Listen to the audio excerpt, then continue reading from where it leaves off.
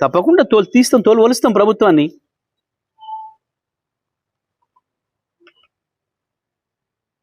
నీ తోలు వలవడానికి నీ శరీరాన్ని ముట్టుకునే పరిస్థితి లేదు. గంత గలీజ్ శరీరం అనేది. దాన్ని ముట్టుకుంటే కంపు. నీ నోరు ఆ సివరేజ్ లైన్ల కంటే కంపు. నీ మైండ్ కంపు. ఎందుకు వస్తాయి ఆ మాటలు?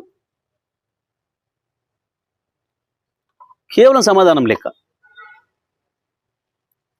కేసీఆర్ వేసిన ప్రశ్నకు సమాధానం లెక్క. ఎందుకు వణుకుతున్నావు? కేసీఆర్ ప్రజలకు పోతానంటుంటే మహబూబ్నగర్లో సభ పెడతాడంట, నల్గొండ సభ పెడతాడంట, రంగారెడ్డి సభ పెడతాం, తప్పకుండా పెడతాం. ప్రతి చోట పెడతాం సభలు. పెట్టు. నీకు చేతనైతే కేసీఆర్ అడిగే ప్రశ్నకు సమాధానం చెప్పు. తెలంగాణ ప్రజలు అడిగే ప్రశ్నకు సమాధానం చెప్పు. దానికి పరిష్కారం ఏందో చూడు. ప్రజలు గెలవాలంటే అవతల వాళ్ళకంటే మంచి పనులు చేసి గెలవాలి తప్ప, అవతల వాళ్ళకంటే మంచిగా మాట్లాడి గెలవాలి తప్ప, నీ బూతులకు నీ ఎదురుగా ఉన్న సర్పంచ్లే తిట్టుకుంటూ పోయినారు. చీనీ అమ్మ ఇదేంది, సాగు కోరుకుంటాడు ఎవడన్నా? 2 ఏళ్లలో ఒక్కసారి కేసీఆర్ నీ పేరు ఎత్తుకున్నాడా ఎప్పుడన్నా?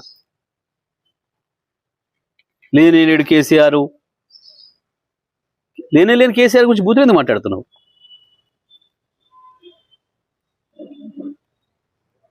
నువ్వు, నీ పోలీసులు, నీ గుండాలు, నీ అధికారులు అందరు కలిసి ఎన్నికలకు వస్తే కూడా టీఆర్ఎస్ సైనికులు అద్భుతంగా వీరోచితంగా పోరాడి ఫలితాలు సాధించింది.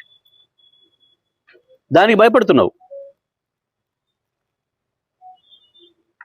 దీనికే ఇట్లా ఉంటే మా బట్టలు ఇప్పుతాడు, మా భాగవతం బయట పెడతాడు, రేపు మహబూబ్నగర్కి వచ్చి, రేపు నల్గొండకు వచ్చి, రంగారెడ్డికి వచ్చి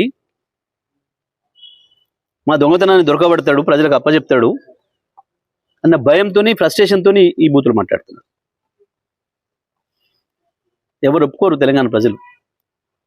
ఎన్నడూ లేదు తెలంగాణ చరిత్రలో ఇంత నీచమైన భాష మాట్లాడిన రాజకీయ నాయకుడు ఇప్పటివరకు కూడా లేడు తెలంగాణ చరిత్రలో ఎప్పుడు కూడా.